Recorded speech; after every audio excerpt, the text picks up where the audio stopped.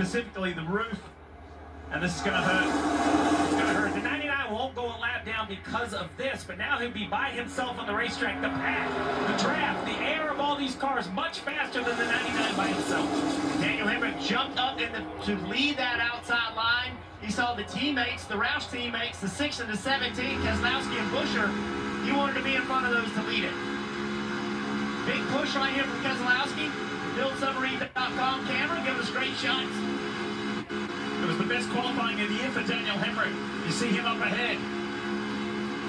And now it's 4 wide. Keselowski found himself in the middle, and he's still there in the middle. 4 wide into 1. Yeah, that was an aggressive move.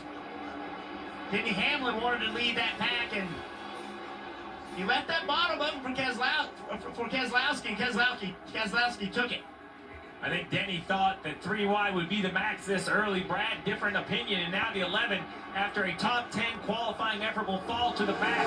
You wonder if this will change the mindset. The guy behind the wheel, does he go into conserve mode, try to stay back there, or does he dig his heels in to try to fight back to the front? You know, that's a great point, Steve, because in Atlanta earlier in the year, a few weeks ago actually, a drafted-style racetrack like this, he decided to ride around in the back.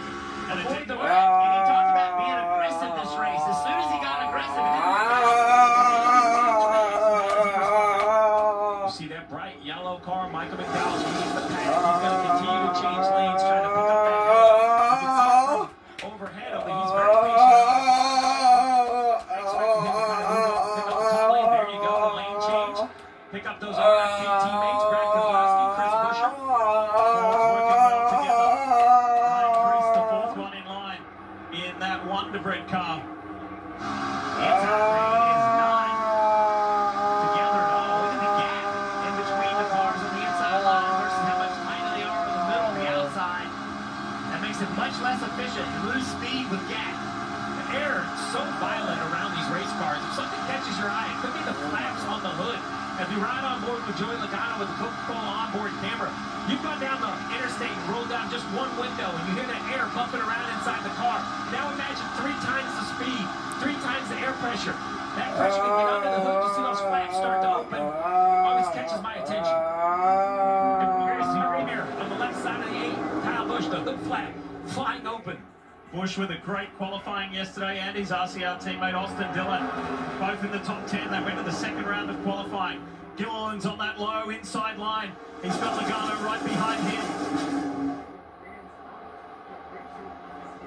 4 Fords working the top line. And Michael McDowell leads that pack. The Toyota onboard, Tyler Reddick. Last week in Kansas did not work out the way that the 2311 driver, the regular season champ, wanted. Yeah, won this race in the spring. Looking for a repeat performance to make up for that race. You mentioned that Kansas performance. Subpar for Reddick.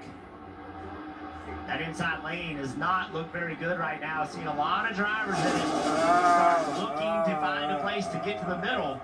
If there's nowhere to go, Steve, then it'll keep some energy on that inside lane. But if they start getting out of it, it'll absolutely destroy it. Steve, something that I know that, annoys you in a way is when people say it could be anybody. Anybody could win this race. And you say, well, what about the guys who are really skillful in it, who really work their craft in it? I asked Michael McDowell, the race leader, this morning, as a kid who grew up racing open-wheel cars on road courses, how have you become so good at super speedways? He said, because when I first started doing it, I hated it. Going 3 and 4 wide just didn't feel natural to me. So I went back and I studied those guys who were good at it. He said, because I don't believe that anybody can win either. So I made myself get good at it. Everyone has the opportunity to win, and the results are nearly impossible to predict. But don't confuse that with the lack of talent it requires. These are the most talented stock car drivers in the world. And at this discipline, specifically here, there are a few that absolutely stand out. Ted Burns, what you got? I think we saw that early shuffle that took Denny Hamlin from an 8th place starting spot to the very back of the pack. There he is now riding around in the back, and it makes you wonder if the driver thought this was okay, if this was something that he did or didn't intend to do, if he was just dropping back on his own. Here's what he had to say. Well, that sucked.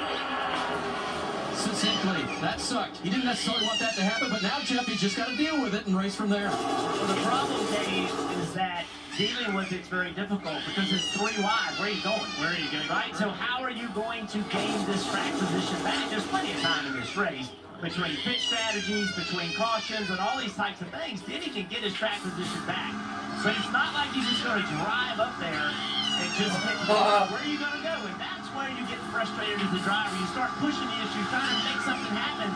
Because the only way you can get going is to get your line moving forward. You've got to do your job to move your line, and that's just by good pushing. You want to make a job for the driver even more challenging than 3 wide at 190 plus miles an hour? The first stage, 60 laps.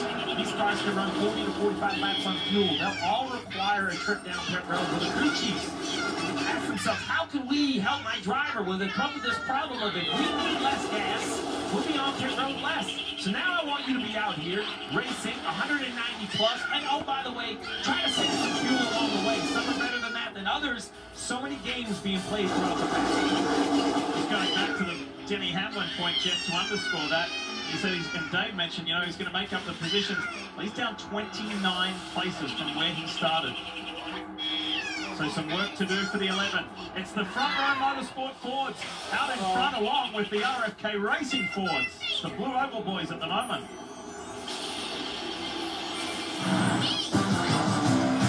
Dave, you're looking ice cold. You look ice cold, bro.